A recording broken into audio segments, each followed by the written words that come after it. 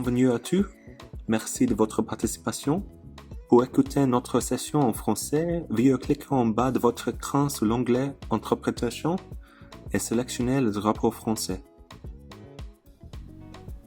Hello, bonjour, habari saleo. My name is Daniel Adeniyi, a professional officer at ICLEI Africa. My name is Sinetemba Mtetwa, an intern at ICLEI Africa. My name is Paul Curry, Manager of the Urban Systems Unit at ICLEI Africa.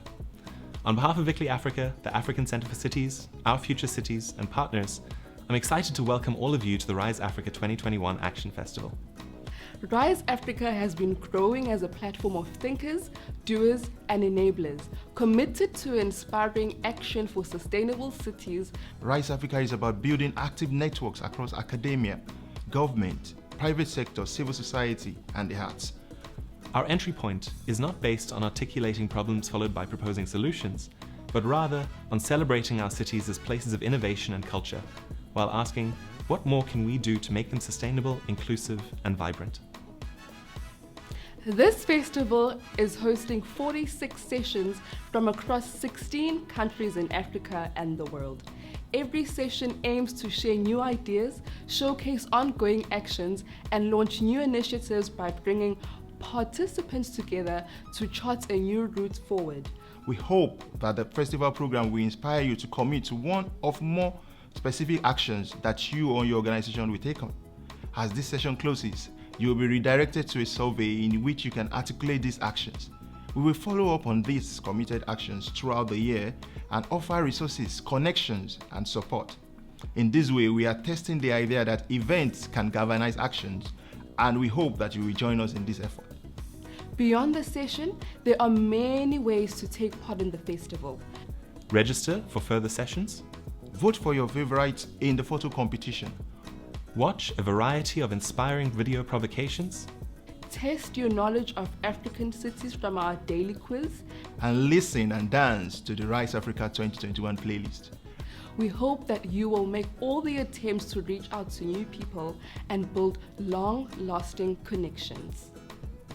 Before we begin, it is important to note that this session is being recorded, and that by participating, you are consenting to be recorded. All the recordings will be available on the program page after the festival. And may I say that creative expression is vital for creating new futures for our cities. So we invite you to enter this session in the spirit of creativity and dreaming. Thank you very much. Look at how far you have come. Look at how far you are going, from the rubbles of the city to royalty. Yes, you are the stuff that legends are made from. We come from Abantu of the crackling fire, Abantu that come alive around the burning, Abantu that set the air alight with blazing voices, Abantu that chanted for freedom from the front lines, spreading struggle songs from yesteryears like a wildfire, igniting all the way up to touch the skies. Harambe! I come from the urban legends who placed their lives on those lines. I want to be heard. I want our stories to be told. I want our songs to be sung by the children. Go on then, tell the children that they are the stuff that legends are made from. You are, yes, you are the stuff that legends are made from.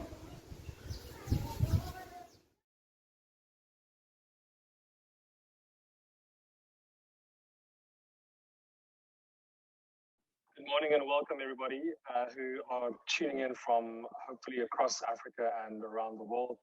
Welcome to our session Next Urban Champions. We're really interested and curious to know about the sort of transformative actions that are improving the lives of citizens across the continent. I'm sure we all know that our lives and the world has changed drastically, not just in the last 2 decades, 2 years due to COVID-19, but in the decades before, and urbanization and climate change are requiring us all to adapt and be a bit more proactive about our future. I think what excites me the most is that African cities are not locked into traditional thinking or a particular trajectory. So our cities and our towns can benefit from lessons in other places.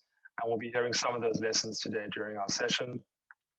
This particular era is really about African solutions led by innovators, entrepreneurs, practitioners, and of course, urban champions. And we've assembled some of those urban champions during this session today. What I like about the various guests and panelists you'll meet today is that they really are questioning the norms, the traditional way of doing things that is challenging the establishment, it's challenging our own ways of process, research, inquiry, and they're quite literally dreaming new futures and bringing forth the local ideas that are contextual and relevant to where they work. So we really are delighted to have assembled a number of these urban champions from across the continent, from Cape Town to Lagos and back. And they will show us how in their various sectors they are having impact. Some general housekeeping before we hear from youth climate activists and start speaking to our various guests. In the chat throughout this particular session, our tech team behind the scenes and quite literally next to me, they'll be sharing links and bios of our various projects, our various panelists as well. So please do check the chat, and if you have questions about them, they've got websites and social media platforms which you can follow. As mentioned earlier, there are a number of ways to still take part in RISE as well. There are many more sessions today and as well as tomorrow.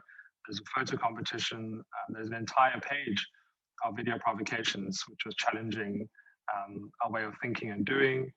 And then, of course, please, please, please, our post-session survey will also be shared with you. Tell us what you think of this particular session today. In terms of questions and answers, I'm sure, and we encourage lots of chat and discussion in the chat box, so please use the Q&A feature. It'll be at the bottom right, adjacent to the interpretation option. So please use that to ask questions to myself and the panelists, or if you have a question that's more of a comment, please also feel free to share it there if you'd like us to pick that up. If need be, we will pass this on to our panelists, if not during this session, but afterwards. Today's networking, which is just after this session, is really, really cool. You get to comment, meet, and interact in a virtual cartoonist gallery. So throughout RISE, there have been cartoonists who've been capturing various moments and producing a number of cartoons about these various festival sessions. So please do join the networking, which will start directly after this session. But to get us motivated and to get us in the mood to commit to actions, our first provocation will be from Oladiso Adenike, who is a youth climate activist.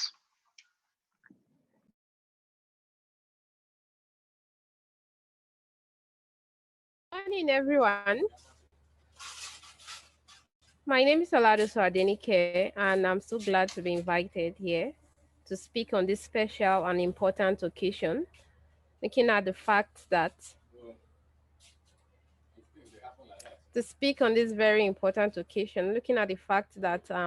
innovation and critical thinking can help us to revive African back, because we have been seeing that Africa bears the impact of climate change crisis, and the burden rests on us to find solution through innovation, critical thinking, and every other things that we can do to bring back our Africa.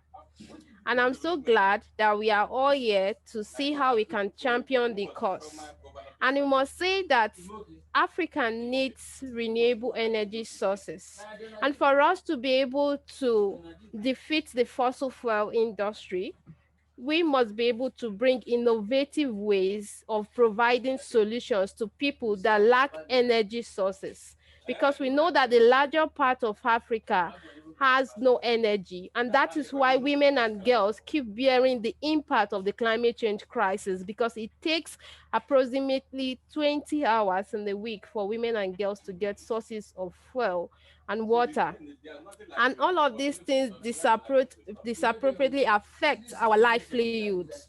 So it now rests on our shoulder for us to be able to bring renewable sources of energy to make it cheaper for people to afford, so that the fossil fuel phase out naturally. Because if it is not affordable, if it is not durable, people can't afford it. Because I have gone to communities before whereby they are willingly to get renewable sources of energy, but it is not affordable enough for them.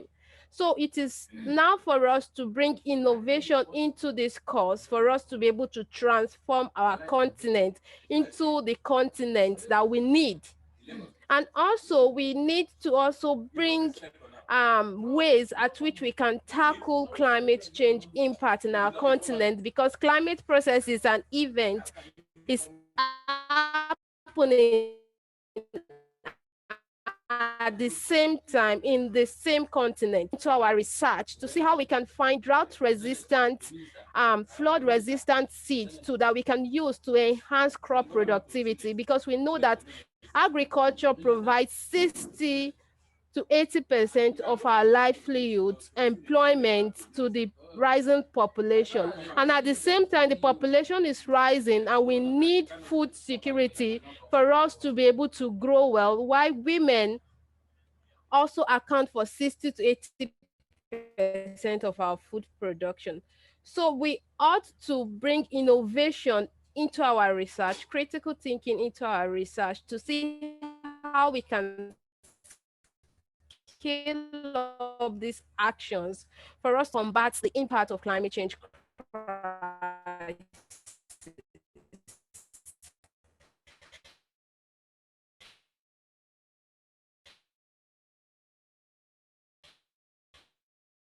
And this also is needed after industry, road, transports that we are seeing, because climate change us to become greener and to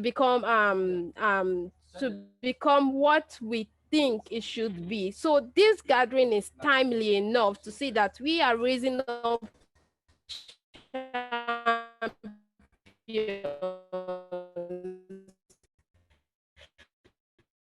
that is ready to take up challenge in combating issues, that is also looking forward to seeing those champions that will emerge as leaders of tomorrow, because we all have the solutions. So it's for us to transform it into what we want it to be. Thank you.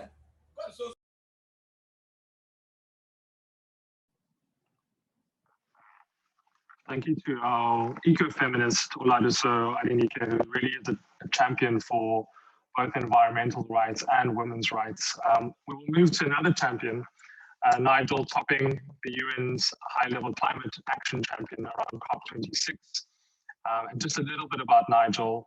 He was appointed by the UK Prime Minister in January 2022 to be this high-level climate action champion, and works collaboratively with many, including Chilean high-level climate action champion Gonzalo Munoz, and he was unable to physically join our virtual webinar today, but he has sent us a message which we'll play for you right now.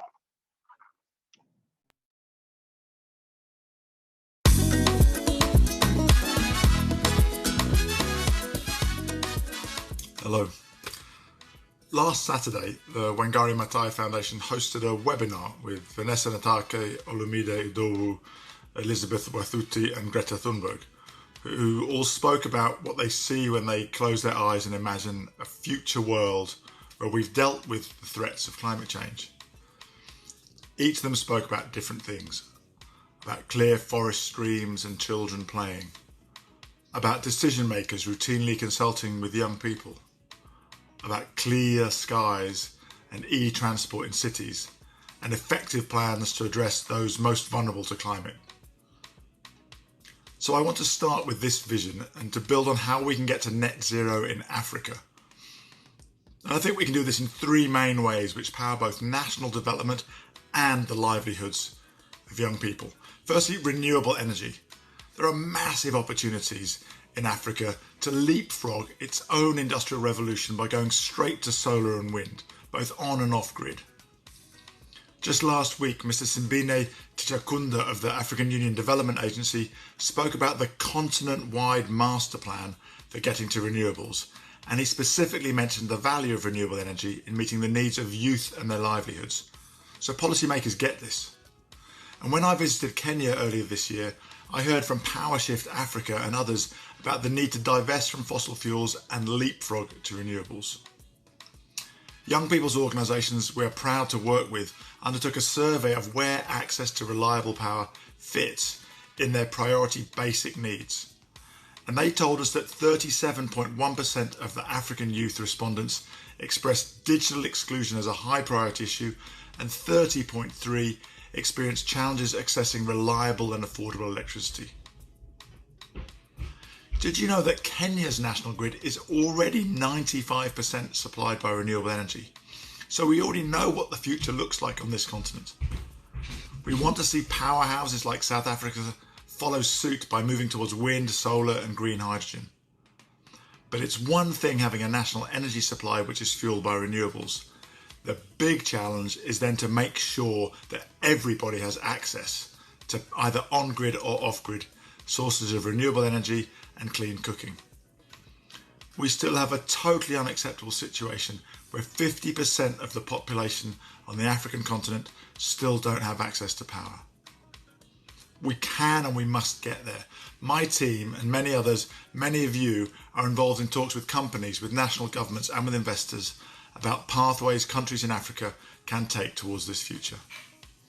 Imagine always knowing that your mobile will get charged, that you can make a living from designing the next solar-powered gadget, that there are plenty of jobs out there for installing solar panels, that agriculture can be transformed by solar-powered irrigation, that women no longer need to walk long hours into the bush to get firewood, which is becoming scarcer and scarcer, that there is always affordable and reliable power for transport, lighting, connectivity and cooking anytime you need it. That's part of a net zero Africa. The second pillar of how we'll get to net zero in Africa rests with the land. And this is key for urban champions to know. The UN estimates that by 2030, Africa will lose 2/3 of its arable land if the march of deforestation and desertification, leading to the spread of arid, desert-like areas of land, is not stopped. So we need to urgently restore degraded lands so that these and the millions of smallholder farmers who rely on farming can become more productive over time, can secure better livelihoods and richer, more resilient ecosystems. With the urbanisation speed in Africa, which is expected to be at 60% of Africa's population by 2050, urban agriculture too needs to be an integral part of securing needed food. Urban agriculture also represents an untapped potential for job creation for millions of young people in Africa. And so a need to restore and secure land through restoration, and for cities and urban populations to be fed using both those restored lands and urban agriculture is going to be essential to making sure that land around the cities is cared for. Land restoration significantly contributes to food and water security and secures both on-farm and off-farm biodiversity, which is critically important for today and future generations. Urban forestry and agroforestry help secure water catchment areas around cities, help reduce soil erosion and help improve air quality. So planting indigenous trees, efficient use of water and practicing soil conservation techniques on the land instead of applying inorganic fertilisers will revive land and protect vital water catchment areas outside cities. Now, the African continent has set ambitious targets to bring under restoration about 127 million hectares by 2030 under the AFR 100. And initiatives such as the Great Green Wall in the Sahel region are up and running with the potential to reverse degradation and desertification for millions of hectares of land. The private sector, both agribusiness and agri-finance players, are called to join forces with governments to achieve these ambitions for today and for future security of the supply chains. The High-Level Champions team, in collaboration with the IUCN and others, are pushing for an accelerated effort towards 80 million hectares of land under restoration by 2030. That's in just 9 years' time. And we need Africa's agribusinesses and young agripreneurs to lead the way. Did you know that we have an insect farmer from South Africa as a youth fellow in our team? She and many other peers have a vision for net zero agriculture in Africa and for changes in the sources of protein, which is revitalised by young farmers. They want farmers to be supported with the best information, including traditional knowledge, and the best technology, paired with fair commercial arrangements and finance which leads to profitable, nature-friendly agriculture, and which restores ecosystem and provides sustainable food sources. This is a future where it's not just the cities where young people go to find work, but it's land and farming too. And of course, finally, I mentioned cities, the main theme of this conference, and the third pillar of this vision of a net zero Africa, which lies with cleaner, greener cities and clean transport. As I said, Africa's cities have the fastest urbanisation rates in the world, twice the global average. And as your conference preamble notes, in 2050 we expect an additional 1 billion people to be living in African cities. So the need for green buildings and clean infrastructure is only going to intensify. So I want to commend city leadership in cities such as Accra, Durban, Freetown, Dar es Salaam, Joburg and Kampala and elsewhere for leading the way forward to net zero cities in the 2040s. We now have 13 cities in Africa signed up to the race to zero. And construction, both planned and unplanned, is underway. And we know that. In Africa, 80% of the buildings that you'll have in 2050 are not yet built. So building for mitigation as well as adaptation and resilience is key. And given the long lag between design and construction, that means that decisions that are made today need to avoid locking in emissions in inefficient new infrastructure. In 2018, the African building sector accounted for 61% of final energy use and 32% of energy-related CO2 emissions, without even considering the manufacturing emissions associated with construction materials. However, we have an opportunity to build right from today and to create green jobs, skills and training and sustainable growth through widespread green building in Africa. Now, to do that, African cities need to be more proactively supported to enable the right forms of investment that are seeking to provide quality built environments. And recent analysis by the IFC has found that over $1.5 trillion in climate investment opportunities in sub-Saharan African cities, with the highest share in green buildings, nearly half of that. That's a huge opportunity. So urban champions, please note, this is where you need to focus. Work with government and city leadership, businesses, investors on the futures of your cities. And of course, it's not just construction that concerns us with cities. Cities are crucial in the fight against climate change in so many ways. From transport to how we green more spaces in cities, how we plan cities to be more resilient, and how we develop secure, clean water supplies for growing populations, especially those living in informal settlements, and how we deal with heat stress, which is known to be a climate threat for cities around the world. We've seen Cape Town deal with a drought crisis. We saw Beira and Quelimane deal with the devastating impact of cyclones. And given current predictions, we will see Lagos and her millions of residents having to deal with heat stress also. The Carbon Disclosure Project released its study last week, which found that 1 in 4 cities lack the funds to protect themselves from severe climate hazards like overheating, flooding and water shortages. The good news is that 65% of African cities already have an adaptation plan, and 82% of cities in Africa are taking actions to protect their people, including flood mapping, tree planting and creating green space. Cities across Africa are innovating. Dakar is piloting the use of an invasive cattail plant as insulation in buildings to reduce energy use and regulate temperatures. What is needed now is the investment and private sector involvement to underpin and accelerate these plans. City and government leadership need to drive this process of drawing up investable plans with clear, organised asset classes and give potential investors the confidence to invest and wait for the returns to come in. And finally, a really important part of city emissions, around about 30%, comes from transport running on fossil fuels. So we need to change that and deliver not just emissions reductions, but clean air for residents. E-vehicles have multiple benefits. It's much cheaper to run your taxi on a charger using renewable energy than buying petrol at the pump, and much quieter and healthier, which city residents want too. Now we have Uganda, South Africa, thanks to Nelson Mandela University and others, and all leading the way on producing e-vehicles for 2 and 3 wheelers. So my vision of a net zero city in Africa is one where the air is clear of diesel fumes, where the roads are bustling with traffic, but without the invasive drone of engine noise.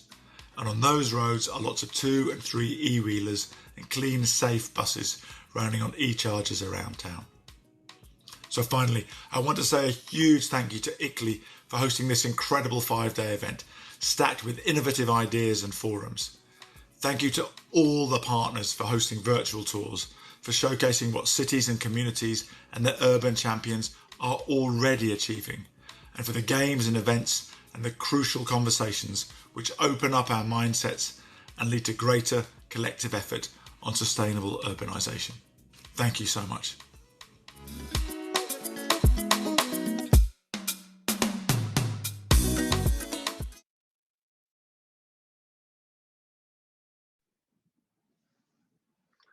Wow, that was a powerful message, and I suppose the provocation itself about all of us and our needs to work collectively on the future of African cities and towns. I particularly loved the fact that 80% of the buildings in Africa until the year 2050 have still not been built. So just in that sphere alone, bringing together architects and artists and specialists in renewable energy and new building materials will make a massive shift in how we experience our collective future going forward. Our panel today is from various cities, various walks of life. We've compiled a diverse mix of people who really have given their own expression to being a next urban champion or to being a current urban champion. They've been championing in their field in different ways for quite a while. We have those that are running street festivals, who are making us think twice about public space. We have those who've worked across different cities and different continents to bring together partnerships, to bring together others to tackle the challenges in African cities. We have those that are using writing and art, who are forming new networks and convincing governments that we need to think about waste and our huge amounts of waste differently. So this panel discussion will be a bit different to the traditional panel. I really wanted to give each of our contributors today a special focus time to have a meaningful discussion with myself. And our first panelist or guest today, I've known them for probably about a decade. I won't read your entire bio, Olamide, but you've been an inspiration to myself and our teams for quite a while. On the formal side, she's the director of the Lagos Urban Development Initiative, and has specifically, in the last decade, brought together, in my view, the UK, South Africa, and Nigeria, working with really a variety of clients. And we can both speak to this variety, from research, filmmaking, social media. You've really decided to, early on to have an impact, not just from an academic perspective, but in testing out different methods and different approaches. And in some cases, we push together against the status quo. Olamide, welcome, and how are you today, and where are you today? Hi, Rashik. Nice to be here. Good to see you. Hi, everybody. I'm actually in the UK, so I'm not in Nigeria, but I'm usually in Lagos. I'm actually here for a wedding, so not work, but it's still fun. Well, I mean, it's probably quite tricky to start by asking you to tell us a bit about your collective contribution to the future of African cities. But for those who don't know you as well as I do, and haven't had a chance to work closely with you, share a bit about what your journey's been to not just think about how you're going to contribute to better African cities, but to switch between fields and to switch between different mediums and formats along that journey. Sure. I mean, my journey isn't very complicated. I mean, I studied architecture, and then I studied infrastructure management and design in South Africa. I actually met Rashik while I was there and worked with Rashik for about a year or two. And I think, to be honest, working with Rashik kind of gave me that understanding of not necessarily being traditional about or academic about cities, about urban making and place making, but kind of bringing in working with participation, working with people, but also working with non-traditional ways of thinking. And I think that's really what has kind of led to Ludi being birthed in Lagos. So when I moved back to Lagos, I was actually working in housing rights. And then on the way, I realized that, there isn't that much youth participation in governance. There isn't that much even women participating in these decision-making roundtables. And that also then pushed me to kind of start Ludi, which is Lagos Urban Development Initiative, which Rashik mentioned.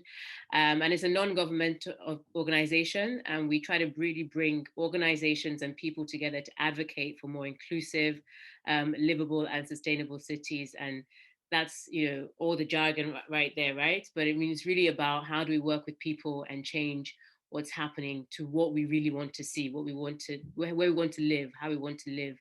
And so most of the projects that we work on are around transportation and public space. And I'll just talk a little bit about a couple of projects that we're doing right now.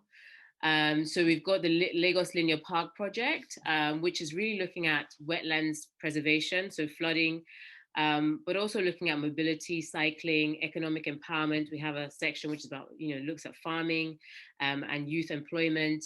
And of course, climate resilience. But I think what has sold this project isn't that it's, a public space or it's a large public space and it could be used as like a tourist attraction, but all just really about the empowering nature of it and being a really a community focused project. So we really try to work with communities around the area as well.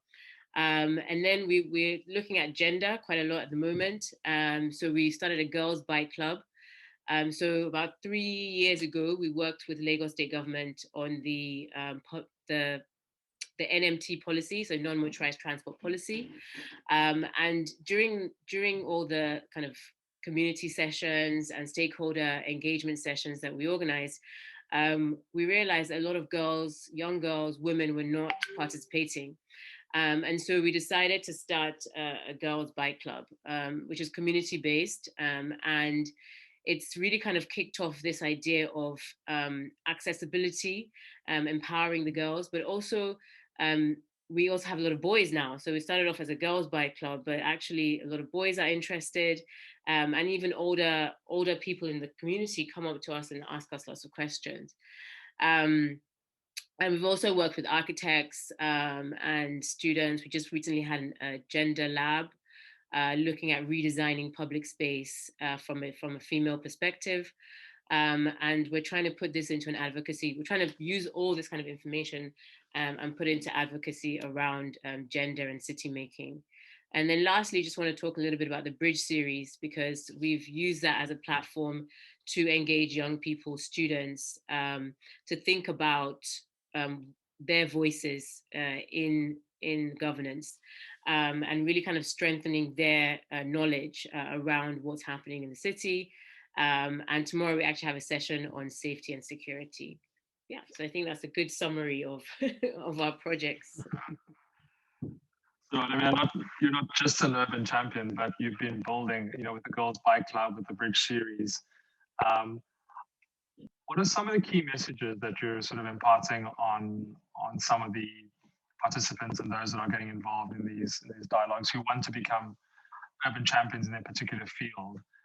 If you look back on a decade of your work, are there any steps that you would have taken which you can now share with them to go forth? Because it's not, as you said, in some cases there were you had to start, let's say, by including women in NMT participatory processes, and just by hosting something because it didn't exist before or the space didn't exist. So I'm quite interested in what are some of the messages and lessons you're passing on to some of the next urban champions you're meeting. Yeah, I think, to be honest, the main thing is to be passionate about something and use that passion to drive you. Also try to find key partners that can support you, that can kind of back you up, because sometimes it can be quite draining. It can be quite, tiresome. So it's good to have like partners and, even if it's just friends who kind of understand what you're doing similar things, but can kind of, push you forward as well. I think making it personal is quite important as well. And it doesn't mean that it has to be your story, or, some adversity that you've been through per se, but it's about, finding where, what speaks to you, and then using that to kind of fuel your advocacy or your work that you're doing. I think consistency is also very important, because, one thing that I found is that once you stop talking and your voice isn't there, you've kind of left space for other people to come in, which is important. Don't get me wrong, but your message gets lost. So I think it's always important to be consistent, always knocking on doors and just trying to fight that pushback, I guess. I'm very wary of discussions around community inclusion and integration and participation, where we, present the community as a homogenous group that think the same and that have all the time in the world to attend evening workshops and daytime workshops. How did you overcome those sorts of challenges, including people in a sort of meaningful way? Did you start with just a handful and go from there, or did you have to take people to spaces to see the impact? Did you have to take engineers and I suppose men to show them the way they're impacting people? So I'm just wondering what meaningful inclusion and participation looks like, because we just we throw around this word community participation quite a lot. Yeah, I mean, that's a really good question. It's always very difficult, because especially thinking about women and including women in these conversations, it's really about finding people in their own space, and really trying to understand their own space rather than bringing them into your own space, actually. And that's what we found, which is really difficult because you don't always have the budget to do, going here, there, and everywhere. And also, I think showing small impact is very important. So if you can show examples of I don't want to say successful projects, but projects that have worked within communities, and if they can physically see that, oh, this is possible, then they can start, and just thinking, in a limited space. So I think those are really important. And then for government officials, it's very difficult to kind of change their mindset. So it's really about, again, bringing them to the space where the impact we're trying to make it needs to be made, rather than sitting in an office, and having these discussions. It's also important, I think, to have a representative of the community, because you also make assumptions when you're sitting somewhere and talking about something that really is not personal to you, or is not something that you've experienced.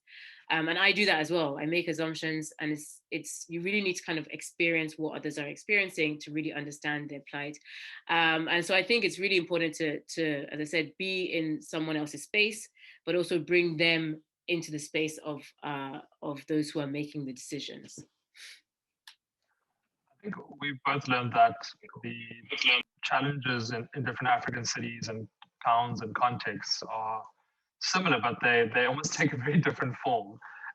The impacts on, as you mentioned earlier, housing rights and people's ability to have tenure and security in where they're living, be it on water or not. It varies quite a bit, with some of the challenges we have in South Africa around flooding and access to land for housing. But when we speak about, just give us a bit of context of where you work, I suppose particularly in Lagos, when we say that we should not be locked into traditional or sort of, I suppose, outdated thinking, what does that mean in the spaces that you worked? What are those systems and sort of rules that nobody speaks about that are locking us into certain ways of thinking and also delivering projects? And how do we unlock, I suppose, from some of those in your context? Yeah, so I mean, so for example, there's a project that we're trying to encourage Lagos State government to partake in at the moment, which is around greening spaces. And there's a not a ministry but an agency called Last Park, and they're supposed to kind of really look at parks and green spaces and public spaces. And in regards to their traditional way of thinking or their traditional way of greening spaces, it's literally looking at, okay, we need to green a space, we need to make a park, we need to make a playground, we need to have grass, but it's not really thinking about what does the community need. And so it's really, I think for us, it's really about breaking those, and I don't want to say Western ideas, but I think everyone just thinks, oh, what's a public space or what's a park? And they think of these kind of garden spaces, and they don't really work in Lagos. Not that people don't want to have parks and recreational spaces, but we also have to think about the bigger picture. So, for example, economic empowerment. We have to think of what that space is doing, and also there's this conflict between, of course, housing and public space. So we really need more housing, but we also need spaces where people can meet, can congregate, can have recreational spaces. But also there's a food security issue. I mean, so there's so many like issues to tackle. So how do we do that? How can we do that in like a public space area? And so that's why, for example, we're really trying to push this Lagos Linear Park. And with the park, it's not just about recreational space, as I mentioned.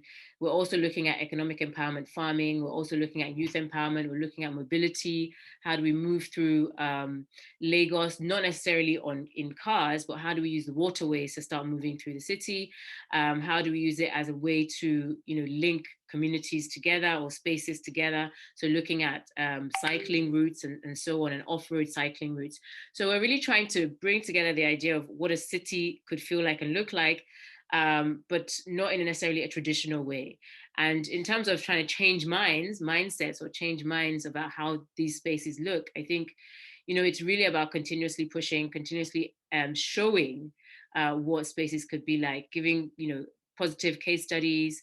And also for government officials, it's very difficult for them to see this without looking at budget and money and economic issues. So we also try to make sure that we deal with those kind of hard-hitting questions that will come up when we're trying to push these ideas as well.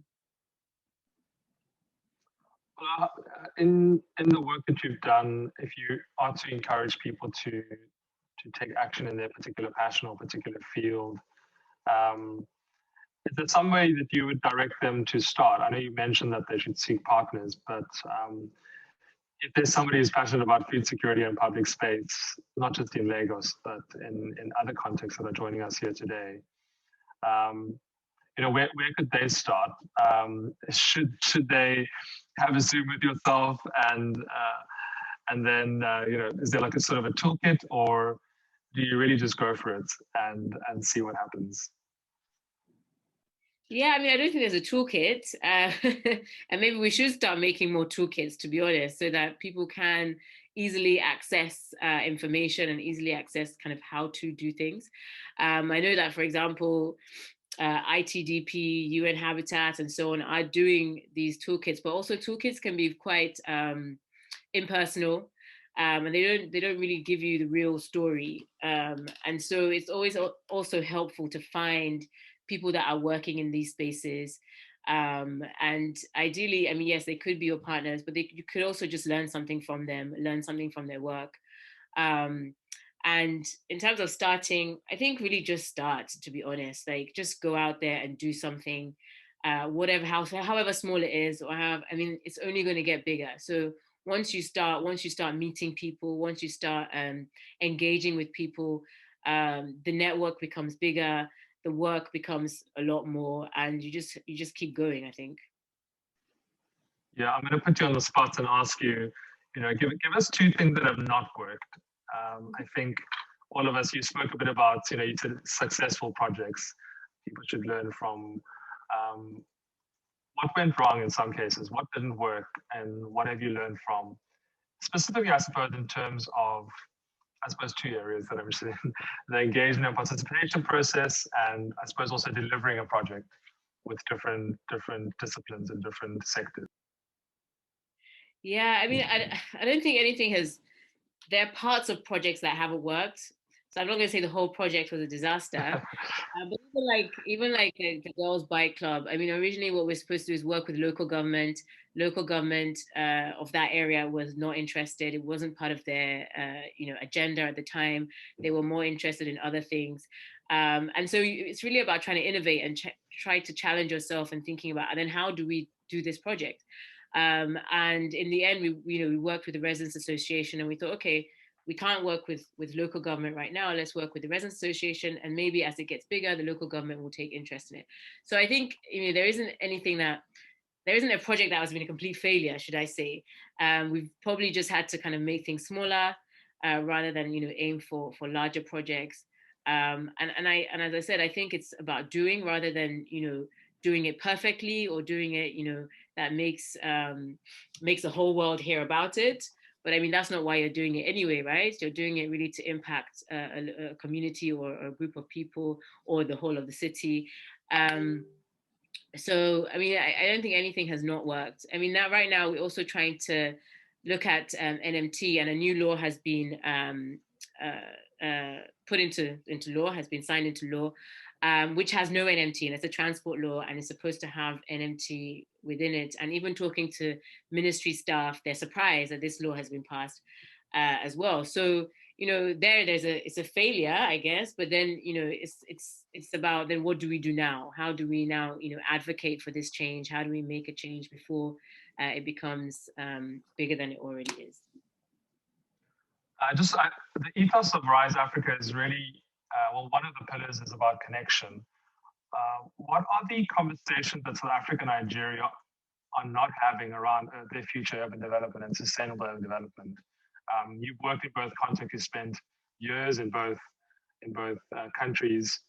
What are the conversations that you and I and the two countries in terms of are not having right now and really should be having?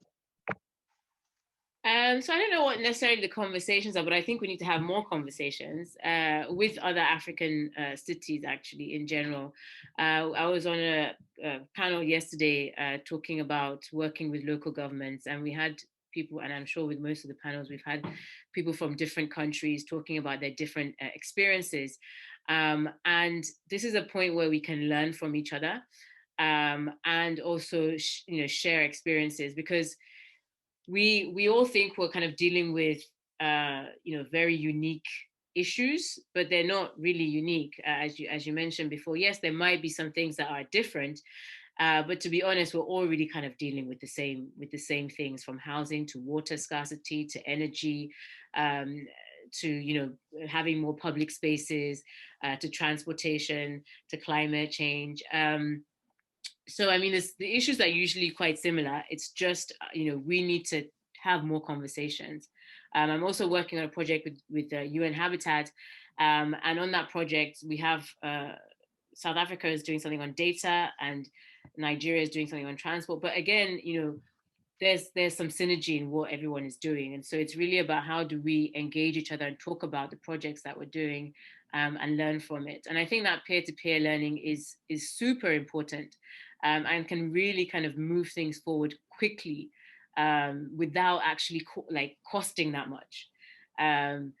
So I think it's a great way in terms of working together and learning from each other. Well, we have 1 more minute left for a question that I really want to ask. So when you mentioned the Lagos Linear Park, I immediately thought about language and how important language is. And this came up in a webinar yesterday as well, around using words which either inspire people to take action, or the title or the project name almost sort of galvanize them to stay interested. How important is language in your work? Because I think that next urban champions are not all urbanists, certainly not. And I think this is why we've assembled this panel. So, just yesterday, we've always having people who are in their fields and sectors and accountants and, the finances, and who are not urbanists, but really have a passion for cities. What is the language? What are some of the tools and ways that you're using language to, I suppose, bring people into the project and demystify and quite literally inspire a next set of champions? Yeah, I think that's a really, really good question. It's something that's come up a lot because we're doing a publication right now, and we're looking at vision, like the next vision for Lagos. And in those discussions about, what does this document look like, or is it even a document, and so language becomes very important, and communication. So I don't want to just say language because it's not necessarily, but communication, it becomes super important, and who are you talking to and how are you talking to them. And what we've realized in this conversation is that people, like everyone, to me anyway, everyone is like an urbanist. Everyone should care about where they live, how they live, what their space looks like. And this is not about city, but just even your own personal space. And so to me, everyone is an urbanist. And so therefore, everyone understands the issues. It's just about what language do you use, or how do you speak to them about the issues or the changes that are going to be made. And so, so language is super, super important. I mean, most of the work that we're doing, we've worked with artists, we've worked with, architects, we've worked with urban planners, we've worked with accountants, we've worked with so many different people who are speaking different languages, but are still talking about the same thing. And so I think it's really important to kind of bring in that understanding from that everybody is somewhat is an urbanist. Everybody is thinking about the space that they're making or the space that they're influencing. And it's about, okay, how do we now make something that we can all kind of understand, or do we have to speak 100 languages to each other? Lamina, thank you for joining us all the way from the UK. It's always a pleasure. It's always fun. We should really just do this monthly. But I hope that many of those joining today will see a bit of themselves in you and your work. And we've shared various links to your project. So we also encourage, regardless of where you are in the continent around the world, to please link up with Olamide, email her. She actually does respond, I can guarantee. Form these connections, support the Girls Bike, start your own, start a Girls Bike Club wherever you are, whichever city you are, and she'll give you all the tips and give you a toolkit, I'm sure. So thank you so much, and please do stay with us for the rest of the panel today. Thank you. Moving from we should all be urbanists to Malaika Toya, the Principal Director of Made Culture. Malaika, are you perhaps in Nigeria today? Where are you and how are you today? Hi Rashik, yes, I'm in Lagos, Nigeria. As always, the soundtrack of the generator in the background, always love it. Thank you so much for well, firstly being a champion in your own way. You're a social development consultant, and as I mentioned, the Principal Director of Made Culture. Everyone, please, the website that they have is really useful. I know we just spoke about toolkits, but when I go to your website, I learn about the entire project and see visuals. And I don't think we need toolkits when you have such a great website documenting some of your projects. I think what is interesting about your work, just for those who don't know, is but there are, again, different mediums from theatre to street festivals to installations, but there's a common passion and a common focus for African cities and spaces. Tell us a bit about that common focus and passion from your side. Okay, so thank you very much again, Rashik, for inviting me to have this conversation. I was here yesterday and I see that some people who were on the panel that I spoke on yesterday are still here, but I'm sure they're happy to hear my story again. So I think for me, the biggest question had always been, how do we solve these really big issues that we face in Nigeria specifically? And they were burdens for me. And because everything that you did or everything that I did not sort of feel like it was making a difference in any way. And I did not feel like there was impact in the work that I was doing personally. And a lot of times, just talking about Made Culture and what we do is, we say in the tagline is, we want to work with people and businesses to solve Africa's most pressing problems. And what we understand by that is that, in trying to design solutions, you have to sort of put people at the center of that solution. And what then happens with that is that you then are able to create this sort of like really focused designs that are testable. So you can test these designs and you can prototype them. And then you can scale them. And that became the focus of the work that we were doing at Made Culture, was to say, how do we think about this idea of co-design from a very sort of like micro perspective that then allows us to then scale it. And so a lot of the work that we do, we think about the work that we do as products. So even if the project might sound like a project, the idea is that in that project, we're trying to build evidence of what is working and under what conditions. And then also then see if we can convince people why this thing is working so that they can invest in it. And so the consultancy is not old at all. It's just 2.5 years. And then what we've been saying to ourselves is, number one, we're building a portfolio of projects that we can sort of scale, whether it's within cities or whether it's within sort of like more social conversations that we're having. And number two is we're building a pipeline of people that are interested in these kinds of problems and working with us to see them come to reality. And so when you talk about, I know yesterday we spoke a little bit more about placemaking and this idea of what the kind of work that I'm doing and in the city. And I'm just going to tell you a little bit about some of these projects that I've done or some of these activities that I've worked on. And really, this idea of public space started when I was a part of running a white space creative agency. At the time, my business partner, Papa Motayo, was really obsessed with the idea of public space. And so he came up with this idea of a block party. And the first edition of it for me was right in front of our office in a very residential part, an affluent part of Lagos, because it was just, let's get it done. Like Olamide said, just get out on the streets and do it. And when we finished that first session, I said to him, we take this into a community and really understand, if we go into the community and do things in public space, what does that mean? And you asked me, we're not doing public space for public sake. When I think about public space, I think about a place where people come and reflect and have conversations and engage with one another. I think about it as a space to create connections. I think about it as a space to facilitate political engagement and mobilize people to think about social change. And so when we go into public space, it's not to be a spectacle, but more around how can we create conversations within the spaces where people feel like they have ownership of these spaces, and they can actually feel bolder to say, this is not the government's property.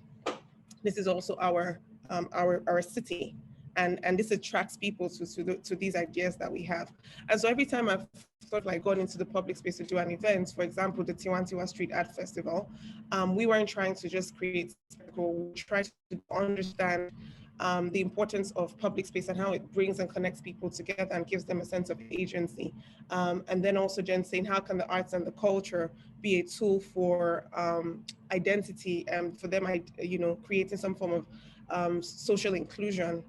Because one of the things that we realized was that in Nigeria, this sort of like polarization and tribalization that was becoming a part of the fabric of our society, and nobody was really talking about that. So that's what started out with the street festival as something that we wanted to do. And then I came into the space of the agency, which I continued this work around what public space is as a space for us to sort of engage communities and bring them together. And so beyond the street festival, I then wanted to understand, and Olamide spoke about Last Park and how they see parks as just throwing a bunch of green stuff in one place and saying, oh, we've created a park. And my conversations with Last Park, I asked them, why do you have over 350 parks and have a very low utilization rate? And they would say to me that, we would put stuff in the parks and we didn't understand what was happening. And so the point Olamide was making, I said, okay, so we're going to build evidence for you on how to create public parks in Lagos. And so we came up with Meet at the Square, which was supposed to be this research project where we would do a temporary park installation across multiple parts of Lagos, and we'll travel with this park installation in order to learn what makes parks work in different sort of communities with different demographics, different sort of social economic class of people, what makes them engage together. And that was what we did with that project again, and that was in a public space. And again, for us, it was how do you create micro solutions to scale? And then beyond that, we then had a provocation around this thing that we do around public engagement and immersive arts and culture work that we do, because we did the work in the public with the public park through the research project. it was to build a gallery where we asked the community to come draw, write, and reflect on what community meant to them, and as a way of getting them to own the installation in itself and getting them to see the installation as an asset. And so we wanted to sort of, again, question the idea of taking pop-up events into communities to get them to think about different sort of issues, and these were different levels of people, whether it's the users, the residents themselves, whether it's the providers, the government or the local government, or whether it's the owners of the parks, whether it's private sector. And we wanted to interrogate that idea of going into a space and doing something with arts or doing something with culture. And so we had the opportunity to sort of think a little bit about, so we developed a product called Inside Out Studio. And Inside Out Studio is supposed to be some kind of multimedia studio where we talk about, we have educative, educational and interactive products that essentially provocate people to think about different issues that need to be addressed and sort of a discourse and lead to further discourse around how we can start solving some of these issues. And our first sort of like project was around violence against women and girls. And because of the work we had been doing, we still wanted to go into public space. Because of the work that we are doing, we still wanted to prototype something. Because of the work that we're doing, we wanted to build evidence on what is working and under what conditions. And because of the work that we're doing, we wanted to build and create toolkits, because that's what we try and do. Is how do you create a toolkit? How do you learn? And how do you make that information available to people? And so we came up with this sort of like guerrilla style theater production that we're going to do around violence against women. And the production itself was informed by the cases that we observed in the community. So we went into the communities and did some kind of baseline research around what kind of abuse or gender-based violence happens within this community and its predominance. And then we created a theater script around that. And then we would push that into multiple communities over the course of like 4 days. And the idea for us was, number one, build evidence. Number two was to disseminate information on how to prevent violence against women and girls. But more importantly, do immersive sort of events like this disrupt, or do they actually bring about perception change and social change within these communities? And then we wanted to specifically measure that based on the number of people that would come back to us, either using the hotline that we provided for them and saying that, look, this was, I was part of this event and I understood it, because it was really local communities. And in fact, in most of them, English wasn't like the predominant language that was being spoken. So for us, is if you're acting and doing drama, do people still understand what's going on? And do they understand that the call to action is to call? In addition to that, it was also being able to kind of go into this public space again and change the way that public space is being used from where you play football or whatever to more of a space for collaboration, engagement, community inclusion and participation. And so these are some of the sort of like ways in which we approach the work that we do. And sometimes it's sort of like exciting like that. Other times it's a lot more boring in terms of just a series of small conversations, co-designs, looking at, value chain analysis and seeing like, how do we create opportunities within the city? Sometimes it's like labs that we do with creative producers and saying that, what is the role that you as a creative producer think that you play in the city? Because we understand that the role of the individual freelancer is changing as a result of COVID, as a result of the way the remote working, that people need new sets of skills. And how do we begin to think about those new sets of skills? Because eventually they have to see themselves as players within the city that they're living in. And Olamide speaks to the generalization of everybody being an urbanist. And when Rashik spoke to me about being on this panel, I said to him probably a million times, I am not an urbanist. I don't feel like a champion. I don't know what I'm doing here. And I feel like, telling my story is all about more the process and how we build tools so that people can learn from those tools, and those tools are scalable pretty much. And that's what we do all the time, even with the lab that we did for the creative producers, is if we run this lab, can we replicate that lab over and over again? Leka, it's so great to hear you speak with such passion and excitement still about your work.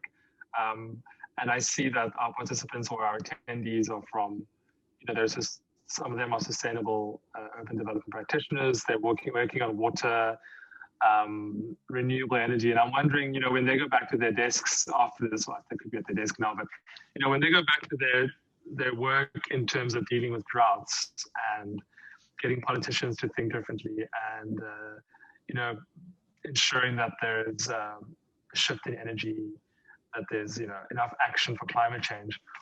We often box creatives and the arts and what you call processes into, there's financing and there's funding for that on the other side.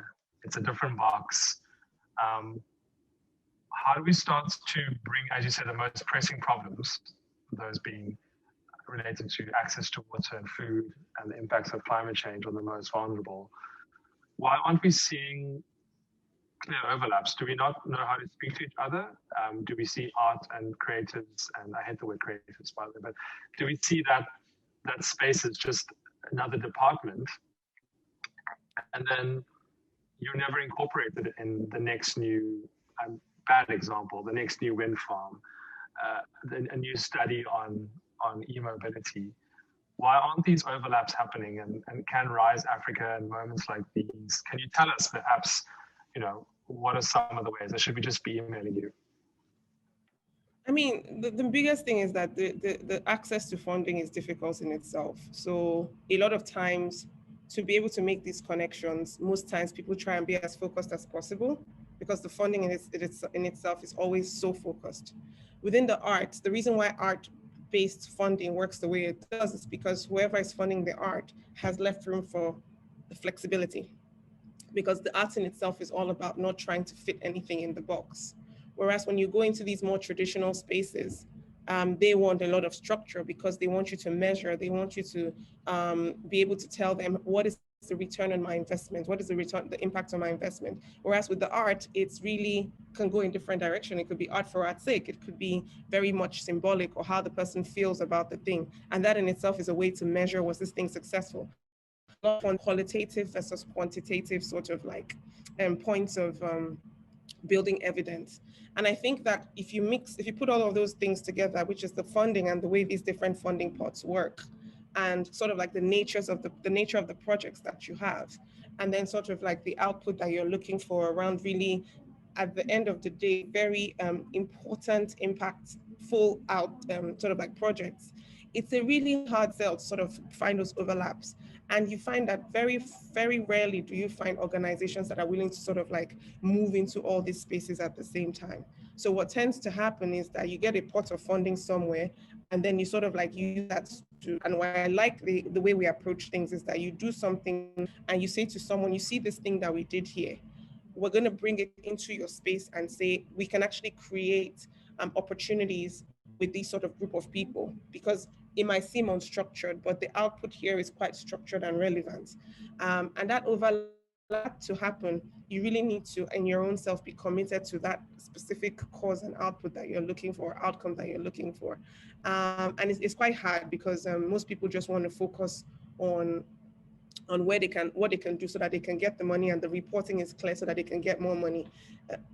You hardly see people sort of like moving to this new venture. The reason I'm able to do it is because I worked in an organization that I could see what the sector could do, and the artist and the art organization. Really see how that could sort of segue into this more structured space where social development and economic development and serious conversations are happening. And I'm able to, but at a very small scale. I always say to people, I'm a bottom feeder. I take what the big dogs don't want and I make use of it. And I'm happy to do that for now, because I'm always open to building a portfolio of projects.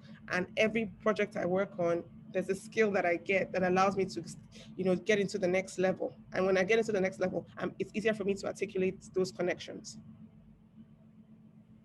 Yeah, I'm thinking about the Inside Out mobile studio recently, where you're highlighting environmental issues, and in particular violence against women and girls, and in South Africa as well. I wouldn't say it's a new challenge, but it's the gender-based violence is really impacts everyone, and continues to be an issue which needs more attention and more resources in all spheres of life. But I'm thinking about the next water crisis or the next energy crisis, and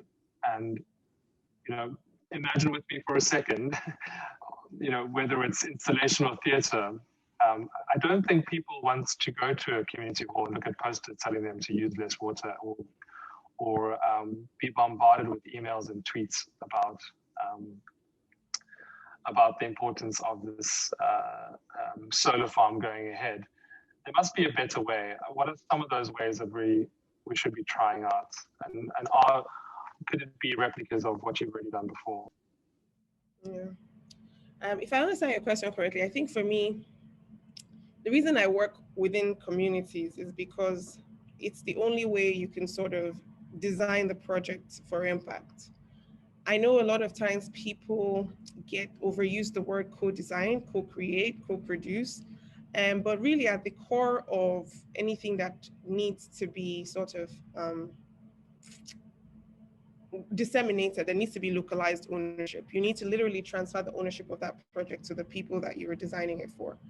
And the only way to do that is to, at every level, it doesn't matter if the local government is not going to engage you. It doesn't matter if the religious leader is not going to engage you. It doesn't matter if the fixers, I like to call the people I work with in the community fixers. It doesn't matter if they're not going to engage you. What I tend to do, let me rephrase that. What I tend to do is actually find fixers. That's what I was going to say, within the community. These fixers are never really your community leaders, but they are people that move within these communities very effectively. They are known by the local government chairman. They are known by the church leader. They are known by the mosque, the mosque leader. They are known by the schools. And so what tends to happen is they are constantly moving within these spaces, fostering relevance within these spaces and making connections and building relationships. And when I go into any community, I identify these fixers. It depends on the scale of the project. I tend to say, okay, what do I want to do with this community? And how do I build goodwill and some kind of relationship with the community, particularly when you're going to a community where you don't speak the language. And a lot of time, what this has done for me is that when you find fixers in the community, there's a lot more understanding of what drives the community out. So if you take, for example, the public space park, that the Meet at the Square project, where we're trying to do the research on the public park, and one of the things that we found out was that people need permission. They need permission to come into your installation. We just assumed that if we put the park there, people will come. But we found out by just constantly speaking to the community that they needed a flyer that said a community event is happening. It doesn't say you're invited, it doesn't say anything. It just says party, party, party. And that flyer needed to be as ridiculous as possible. Party, party, party. Come party with, something so, unbelievably ridiculous. And when we then found out was that when people will come to the park, they'll hold on to that flyer. And when they walked in, they'll say, we want to show you the flyer, or say this is something. And once they said that was irrelevant, they then went and called other people and said, come. But we would have never known about that if we didn't sort of have conversations with these fixers. And so for me, I think that beyond sort of the emails and having these conversations with people, whether it's a festival you want to do, whatever project you want to do, if it's at the community level, what you need to do is actually just find these guys that know how to move within the communities, engage with different people, and build a sort of network of them who will sit down and they'll understand your project with remuneration, of course, because you have to pay them. But the incentive for them is, I'm being paid to be able to support my community. And a lot of times you find that they would come through for you, most times. As always, thank you so much. I'm starting to think that the fixers are possibly urban champions or urban network champions that are sitting. We've met many of them ourselves. Some of them are, forward-facing advocates. Some of them are just the ones on Facebook, messaging the ward council when there's illegal dumping happening. So thank you for reminding us that the fixers and working with the fixers and the hidden urban champions are really a part of our work. And thank you again for joining us, and I hope your generators allow you to continue with the rest of our discussion today when we bring our panelists back a bit later. Switching from the challenge of sustainable urban development and arts and the science, our next guest and contributor, who I also know, Nabil Peterson, thank you so much for giving us your time and for joining us today.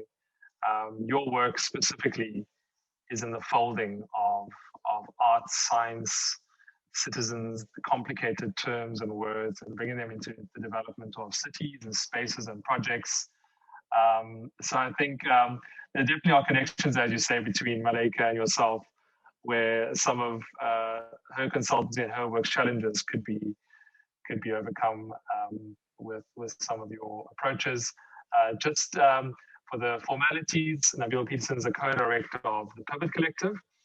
He's a participatory researcher and facilitator focusing on developing inclusive collaborations and co-design processes which really challenge traditional research engagement structures and programming. What I love about Nabil, he describes himself as a mixed Martian or other interplanetary. So Nabil, in this urban development and sustainable development space, how do you fold all these complex fields and make what you do relevant? Tell us a bit about what that's been like for you, being a champion to pull what seems like different boxes into a common space. Cool. Hi, good afternoon and good morning and good evening to some of you that are calling in from elsewhere. Thank you, Rashid, for the introduction. And I found that this was quite a good segue from Malaika's conversation into what we're currently doing. I wear multiple hats, which sometimes I feel needs a little bit of explanation to situate where I'm currently sitting. So I'm one of the co-directors of the Pivot Collective, and we're primarily interested in egalitarianism. So what happens when people, very different bodies of knowledge, come to the exact same table for the purposes of designing the project ahead of sort of implementation. So we've heard a lot about fixes, community advisory boards are sort of rife in most projects, but I believe they're often very tokenistic and affords people a little bit of power. It just allows us to tick that box and walk away. So what we're trying to do with the Pivot Collective is to form egalitarian relationships for mutual benefit. We're also interested in participatory knowledge production. So when people wear the hats of being their own researchers, how does that shift research and the power imbalance that is prominent in research itself? And then we're interested in what happens when we are devising sort of participatory knowledge translation. These products of this research, how do we present it in ways that everyone has access to? And I think we've heard about theater, we heard about blog parties in this conversation. We're interested in what happens when people say what they need. So how do we present knowledge versus presenting things in dense PDF documentation? How do we present it in sort of art, right? The other hat I wear is I'm the director of Interfer, and we're interested in participatory storytelling, participatory methodologies and approaches to working. And then we are interested in what happens when we release the reins of power from ourselves. As far as our budget can push us, what shifts then? Because things need to change drastically for us to reach the goals that we foresee for Africa in the near future. The third hat I wear is one of the directors of Sumagist, and we a visual laboratory. So we look at exploring almost anything. But what I should say is that we are a bunch of outliers and disruptors. We are compulsively obsessed with networking and collaborating. And first and foremost, I never work alone. So I can't claim the title of an urban champion because I always choose to work with people. So some of the team that's with me right now is Nabil Peterson, and she's a dietitian and nutritionist that I bring into most projects. And then there's someone else, Kothar, that does a lot of our visual work. Mohammed is a graphic designer, illustrator, animator. And by being together, we can present better products. So the thread between all the work I do with this horrible diagram behind me, which I just did this morning, and I apologize for it, trying to explain how we work. If we were to think of each of these little spheres as bodies of knowledge, we actively try not to push our own agenda in any of the work we do. As an example, this blue one, if this was science. So in partnerships, we always bring a body of very specific knowledge related to a very specific task.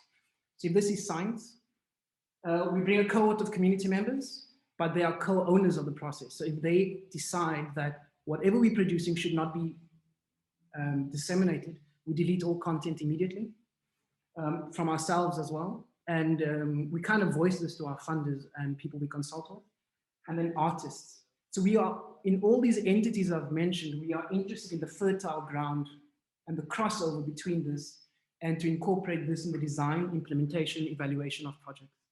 So that was a big mouthful, but once again, we're only interested in this space over here. And then a lot of our work is around how do we unveil voices and multiple voices? And I use the word unveil not to mean that we are doing this, but how do we create and afford people safe spaces, ourselves included, to be able to speak without fear? And one of the conversations you've had before, Rashik, was about the language we use. So I've actively had to go through a process of deleting jargon from my everyday language so that I'm not speaking above and for people. I could use many words, but I'm actively a bit sick of speaking on behalf of people. I'm sick of presenting people in various forums. And if the opportunity was here, I would invite a lot of the young people that I work with to do this conversation. But I do appreciate being here completely. Your colleagues are more than welcome to join in. I mean, they're more than welcome. This is a constructive and open-ended conversation, so the more the merrier. I just wanted to touch on, you mentioned outlier, and I think in the context that we work, there's often, when you speak of urban champions, there's so much expected of them. They have to give up so much. They have to put in so much energy and so many hours. How do we unveil various next urban champions without expecting them to put their entire life and resources on the line? Are we missing something in our platforms of unveiling? Because, you know, whether it's arts or science or academia, you know, or built infrastructure, built environment, even in some of our conversations, you know, we tell the radio stations to ask someone else because you shouldn't really be asking the same person. It's a question which I really love bringing together younger people and inspiring them to be champions. You know, we started the Young Urbanist program 9 years ago, and it's still not a program. It's just a way to connect dots and meet people. But how do we not just expect outliers to do everything? And are we missing some forms of support or platforms, maybe? That's a good question. It's something that I tend to ask myself. Funding. Funding, yes, but I think it's a lot about sort of our internal protocols and how we want to address legacy. Often we don't think about legacy of what we do. We just kind of really busy trying to do what we do. So I think internally to the Pivot Collective, what we are actively trying to do we don't really call them participants because they are active collaborators within the project, where we become either allies, affording what we've learned through our experiences to those processes guided by young people themselves. So it's quite a loaded question. So I think in terms of, in practical terms, what we're trying to do is, with the young people we've been working with, is actively train them with us, but we remain flexible and reactive and responsive to what is emerging, because we need training and detraining ourselves.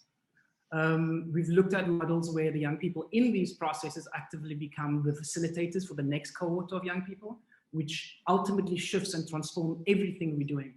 So we're on the back foot, continuously testing and challenging and being reflexive of ourselves, and I think that's important.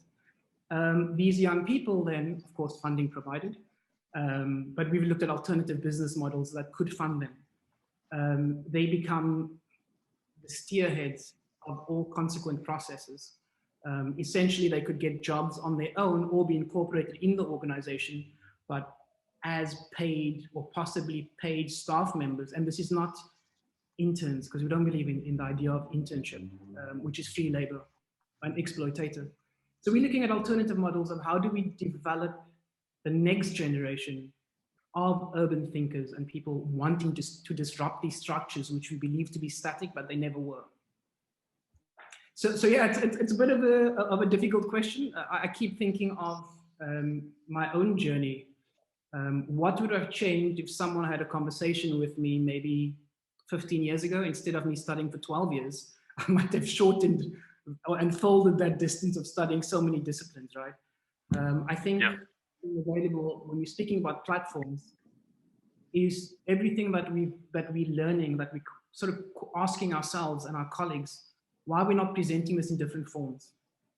Why are we not allowing young people and others to question these processes and to question us, because we might be on the wrong pathway? So what we've been doing is also we've been looking at street art in a lot of our projects. And when we say street art, we're looking at the informality of arts, where everyone has access to street art, whether it's theater, films, movies, photography on the street. But it just means that it deletes the formality, which means a lot of people don't have access to because of transportation, because of safety, because of violence. How do we present this nuance so that everyone can have a conversation? And how do we amplify citizens' voices to be part of these processes? And at the same time, how do we create avenues so that others can step in and join us? So we're looking at this idea of allyship alongside these processes. Last year there was this moment, and I'm sure you've had many in your career and your journey, where a parent or an aunt opens a newspaper and there's Nabil on a certain page, and you've contributed to a global comic, and through your storytelling, through re-raising the importance of mental well-being and mental health. And in the past year, I can't tell you the number of clients and partners that we've worked with who've now really, in their design, in their spaces, want to include well-being in the holistic sense. How do we put that on the agenda of the kind of cities that we make for people? There's, in many communities, there's a layer of psychology and trauma we don't see. And I do think that, I'm sure you do too, I do think that these mediums like art and comics is really where the communication needs to happen. Should local governments perhaps not produce their own set of comics? What is that like for you in speaking about the impact of COVID in terms of young people in particular and their well-being? That's a dense, it's a dense idea, I would say. It takes a lot of reform in our own thinking. So Planet Divak was an attempt. I was one of the key partners and of the project. The project was run between 3 countries, South Africa, the UK, and India. And the idea of the project was we saw COVID-19 coexisted with 2 other pandemics. One being the idea of, well, mental health. Everyone was currently suffering. Everyone is continuously suffering. And there's an idea of incremental intergenerational trauma that we're not visiting. So we tend to think of, I am suffering from this right now, but we don't think of the legacy of our suffering. And we've never had the opportunity to speak about this in an open platform. So with Planet Divak, I was brought on. The project was funded by Wellcome Trust, NIHR, University of Manchester, Wowbagger Productions, and then Wellcome Trust DBT Alliance in India. So we had quite a lot of partners, and then Interfer in South Africa.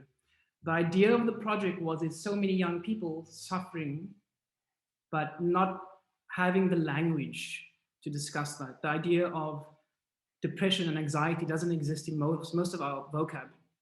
We're supposed to feel sad, especially as people of color. You're supposed to struggle. Work is called work because it's not supposed to be fun. You're supposed to tick the box, go home, spend the weekend having a drink and going on with your life, right? So we realized that it would be interesting because a lot of us are interested in and have been working in participatory art forms in various ways. How do we create something that is guided by young people, steered by young people, and documents their stories? So South Africa was quite unique. The other countries, they were active and they were online. We hosted a series of workshops with young people online where they would discuss anything from what they're going through to what they need. The first chapter of the comic book was very UK based. So it's based on the context of what people in the UK were suffering from. And the premise of the comic book is that there's this other world that exists called Planet Divak. And young people between the ages of 19 and 26 were just like, miraculously transported to this planet, come into interaction with other creatures, other aliens, and they don't know what the hell is going on. But it's sort of synonymous to what when COVID happened, all of us were secluded to our households. We had no social sort of outreach, in a sense. We were all forced to go online. And what were we suffering from? So we spoke about everything from isolation to mass hoarding of shopping to drinking issues, and that was presented in a comic book fashion. So we hosted workshops weekly with young people. They told us what the themes were. They helped us develop the characterization. They wrote their own stories, which was featured in the comic book itself, unedited by us. And they developed the storyline. We also asked young people who were the kind of professionals they wanted to speak with. What is it you want to learn about? Sorry, the third interlinked pandemic to COVID-19 was the idea of infodemics. You know, we have WhatsApp, we have Facebook, we have Instagram. People are following news that is not factual. And we presented the continuous flow of information and what miscommunication does to us in the comic book so we can start questioning these ideas. I'm a bit all over the place, I apologize. So that was the comic book. We looked at online platforms that the comic book can be viewed for free. So we went with Webtoons, which is a scroll down feed comic book, you know, so it's just frames going down. We worked with global comic illustrators very well. For example, Charlie Adlard, he did the original Walking Dead series. We worked with local musicians and international musicians so that the comic book can go further. So we signed Toya DeLazy to the project, Envy Funk, Angel Ho. So the idea was, how do we bring professionals, young people, and artists to the same table so that we can create traction in starting to talk about these ideas? Yeah, and then young people said, we want to meet someone from the WHO. We want to understand what it means to them in terms of strategy, policy, and how they reach people. We want to speak to vaccinologists. We want to speak to immunologists. We want to speak to social scientists. So through their interactions with really high-profile professionals globally, they developed the content for the comic book. So I only wrote one chapter, but writing one chapter meant looking at transcriptions, trying to understand the nuance, presenting that in a way, having discussion back with young people in different regions, getting their approval in a sense, then writing the chapter and presenting it. You know, so there's multiple iterations. And I guess the issue with participation, if you want true participation, we need to, I don't like this idea of stepping down or getting off our horses or coming down level, you know. I don't like this idea because it means that we are still speaking toward and we're undermining people's voices. So what it means is we have to sort of shift a little bit of how we work to work with people in direct collaboration, where collaboration doesn't include power imbalance, imposition, coercion, manipulation. Collaboration would, and we don't have an effective word for collaboration just yet because it's been abused. But how do we actively work with people from the very design or the inception of the idea, pre-design, toward evaluation and dissemination of the project? So I'm not directly answering your question, but if governments were to get involved, I think what we would need is skilled persons, we need participatory facilitators, and we need time, because a lot of these processes are not quick tick boxes. If we actively want to work with people, we need to remain community sensitive, community relevant. We need to get off our sort of high horses of knowledge production, and we need to follow the thread of what is needed, as mentioned by people. So that's sort of where we sit currently. Nabil, we could speak all day, I'm sure. If you had 5 days of Rise, we could have a chat. Thank you so much for giving us a bit of your time today and for the interesting visual methods you used during our session as well.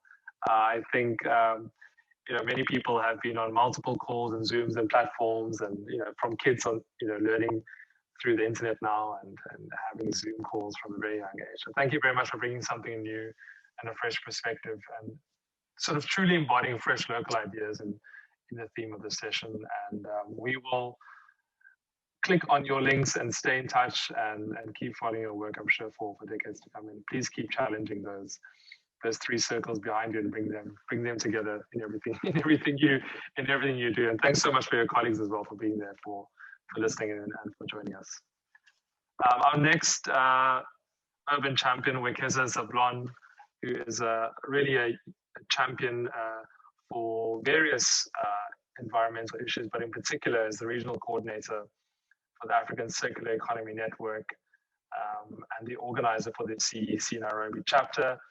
Also founded a bike share program and really is a passionate designer in everything he does, seeing potential wherever he goes. Wekeza, thank you so much. How are you and where are you today? Yeah. Good morning, everyone. Good afternoon. Yeah, I'm actually in Kenya right now. So I travel up country. I'm in small township. It's called Bungoma.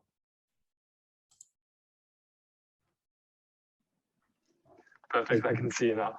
Yeah, I'm in a small township. It's called Bungoma, and it's just to see the transformation and the growth that is happening currently in my region. It's actually breathtaking, and to learn that it's actually being driven by young people. It's one of those things that has really put me in focus in terms of the work that I'm doing currently. Yeah, so some of the work that I've been doing, earlier on, what really got me into the work is the work around community design. So I am a designer with Circular Design Nairobi, and Circular Design Nairobi really looks at maximizing community resources through design. And what we do is we tap into the Circular Design Toolkit, and we also look at certain toolkits, for instance, the product service systems, and we are really grounded on this on the backing of the human-centered design kind of argument. Yeah, so where we are right now as a continent, we are really uniquely positioned to launch the next phase. We actually are very fresh canvas. You look at, for instance, the urban demographic and the transition that's happening right now. 75, for instance, 79% of Kenya is actually rural, right? But that is changing pretty fast. So the opportunity is in, like 5 areas around circularity. For instance, the booming, construction and furniture, just the sheer demand of, wood in context. And that's putting a lot of pressure in these, rural townships in terms of, materials. You look at areas like, textiles. We have a huge pressure around that with young people, getting into gear, and just taking over these opportunities. You look at e-commerce. We are electrifying real fast. Previous speaker just spoke about, is the 95% mix of, Kenya electric energy mix being renewable, right? So what is the next frontier? The next frontier is the demand in products, consumer electronics. We are seeing a huge demand of that. And, as a designer, I stand guilty. And in terms of the culture of designed obsolescence, there's demand, but at the same time, we're seeing a lot, make a huge make and dispose culture. There's a huge conversation, around our e-waste. In terms of, another opportunity area that I'm looking at is food systems. For instance, food systems and urban townships, we have a huge demand for food in these, emerging townships, right? But at the same time, we have a huge pressure for rethinking how our systems are, and because we are based on a very heavy rural production system, and we are moving into a very complicated kind of supply chain. So how do we rethink those value chains? And there's a huge opportunity around packaging, and we're also seeing a lot of rise in low packaging. These are thin film gauge plastics, and low value packaging. So how are we handling all that urban waste? So these are conversations that, as a designer and as an urban enthusiast, I'm facing on a day-to-day challenge. And these are some of, the opportunity areas that are informing work that I'm doing.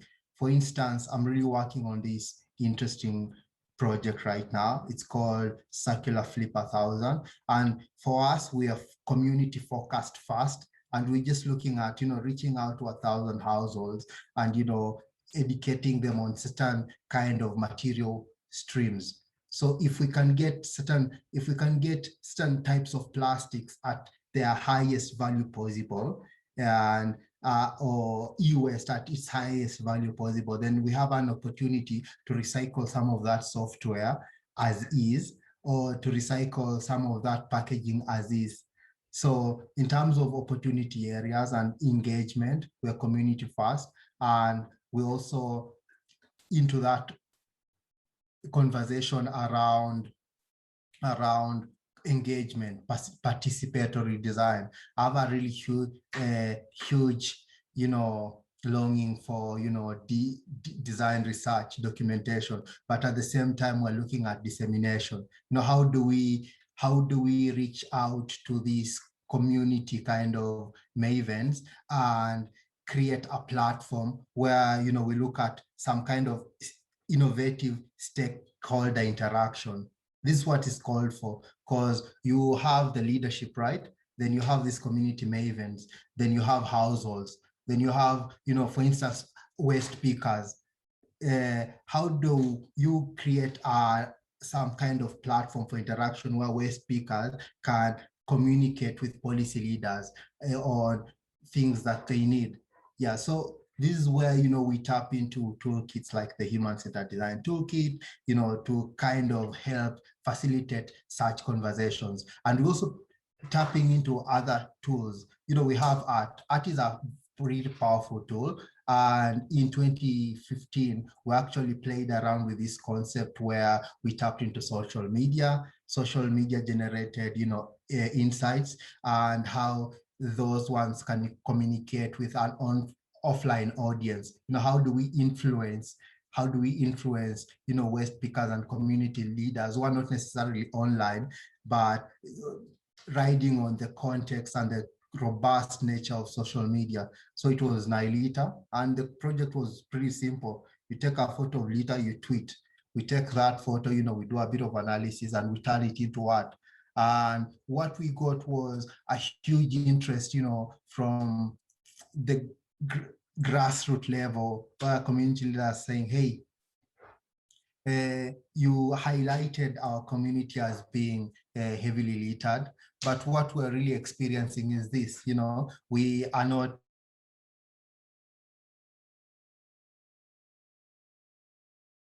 using such tools kind of put us in a very unique position to have real conversations about what is happening and understand that, because on a surface level you might not really understand what is happening on the actual community level, because there is a huge perception gap and there's a huge policy coverage in terms of what the citizen needs are and what we are seeing on formal channels. So these are the opportunities that we are now working with Circular Design Nairobi. Thank you, Wekesa. I'd like to bring back our other panelists as well, but while they're joining Wekesa, how have you built other urban champions and empowered other urban champions, especially around topics like circular design? I'm sure when you go into different spaces and communities, you don't necessarily start with, let's do circular design. Let's think of the circular economy. You say you work on consumer electronics, the recycling of that, the informal food markets, bike sharing programs. Yeah. How are you seeing better ways to identify and to nurture the next urban champions in the work that you're doing? Well, I feel that first of all, in the community, there are people who are just invested in community and they're way ahead of me in terms of what I offer. So I love how in certain communities you will find a community maven who's really invested and has knows how things are put together. So when I move into a community and work with them, there are already people who have really strong ownership, a kind of problem ownership, or their own solutions. And what my work there is, to open up certain toolkits for them, in terms of communication, or in terms of design, or in terms of what they need with finance. What I love about the people that I work with is already they have some form of business model figured out, and they're really keen on amplifying that. So where we miss out on great opportunities in our own work is most of these solutions that are most of the magic that is happening in community is actually, I'd say on a micro small enterprise level, and you might not the brand or the multi-nut kind of lens might miss out on what is happening there.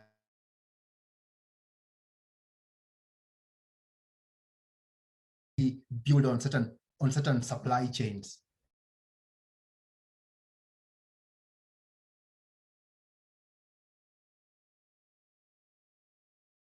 Demand for brands. These are huge brands that are reaching out, and they want to reach out to the last mile. But what they are missing is how do they're working in an environment that has a really weak, kind of resource recovery system.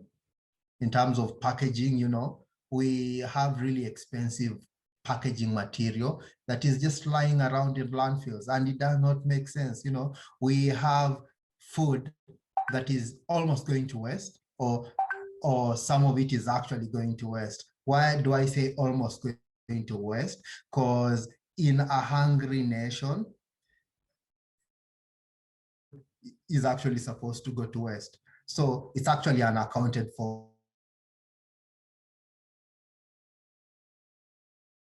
food systems, for instance. And these informal food systems are covering more than 80%, 85% of urban residents. One in city dwellers are operating in a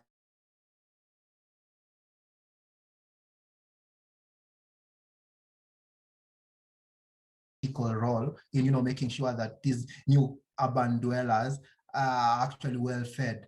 So how can we come up with communication tools, communication protocols, and have discussions and set up financial instruments that can be able to evolve this kind of largely uncovered community first initiatives. So one of the ways that we see how we see that done is setting up use cases. We are working on a very micro level, and what I usually say is we're not building a Facebook, but we're just looking at 50 households. For us, how we see impact is we look at 50 households. There are certain mechanics in our solutions that will scale, but we know that in terms of we might scale by replication, but we are really clear in terms of if it does not scale beyond 50 households, then it's okay. It's what works for that community, let it work for that community, then we'll go elsewhere and work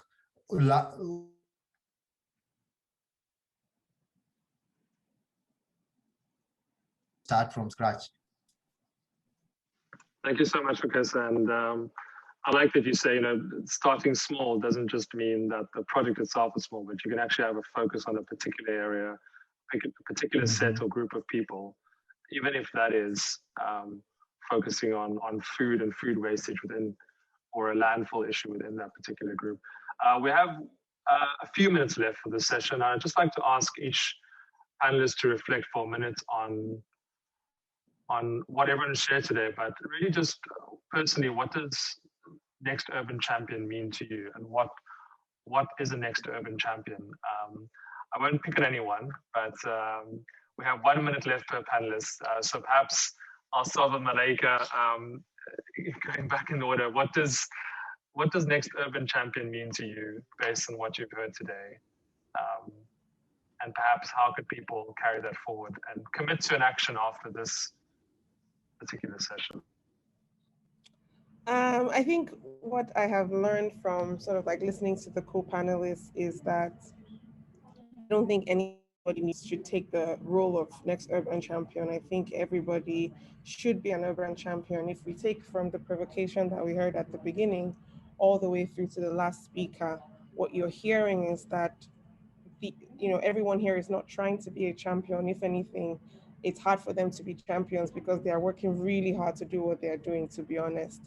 And I think if they given the opportunity, they'll do a lot more. And the way in which we can scale a lot of the things that we're doing is to have people and even from the questions, you can see these questions like, how do I, is to have all of us think about the future of our cities pretty much and see each other as, building towards this idea of better cities. And so everyone is an urban champion. And I think if we were to think about that in a very practical way, what we have to do is that when we are developing and designing these projects, there has to be some kind of focus around championing urban and beyond urban, these sort of like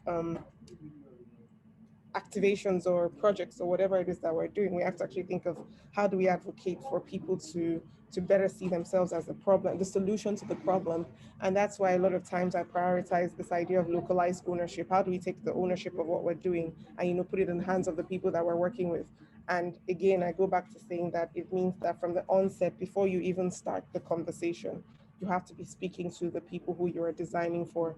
If not, your project just becomes another fantastic and beautiful project, pretty much, yeah. Thanks so much, Malaika. Olamide, what is your reflection on what an next urban champion is or should be?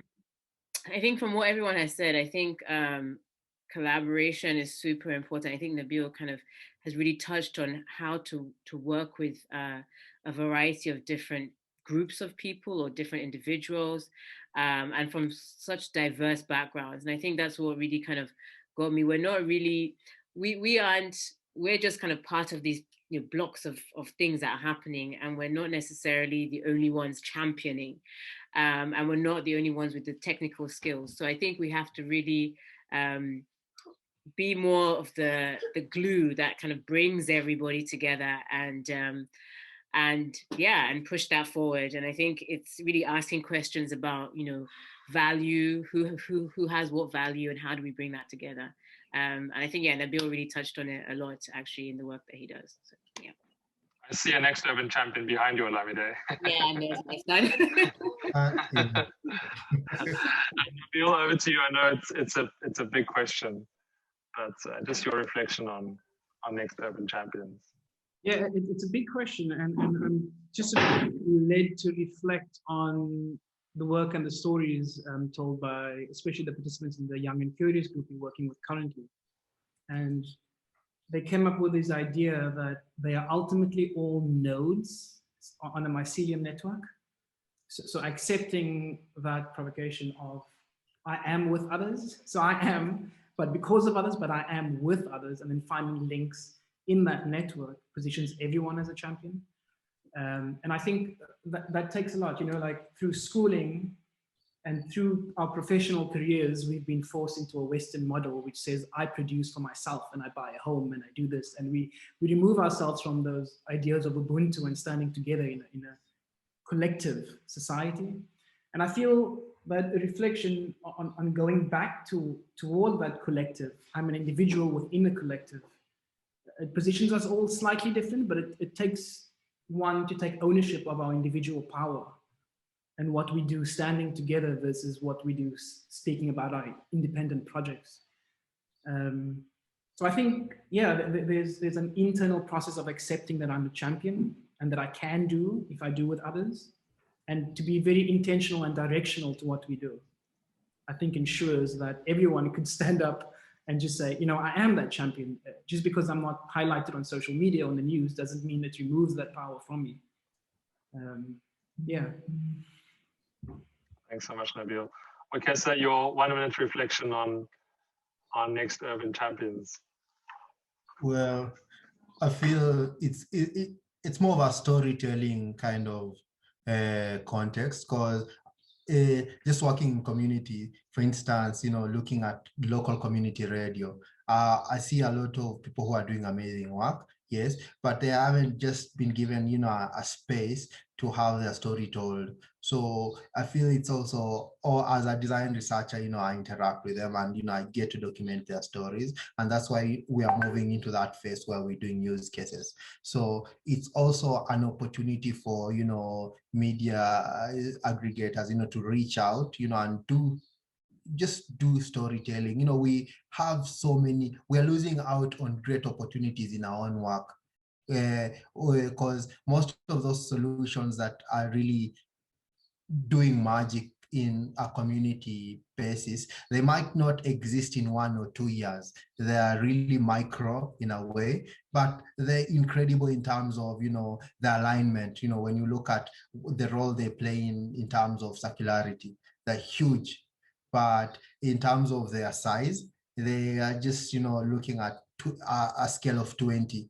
And unfortunately, we are operating in a context where we are faced with, really large kind of solutions. We're looking at TikTok, we're looking at Facebook, we're looking at LinkedIn. So we lose out on great opportunities in our own work tied on that kind of noise. So how can we reach out to these people who are doing amazing work and highlight their stories and, learn 1 or 2 things about that, and maybe package them in a way that it can, inspire the next kind of the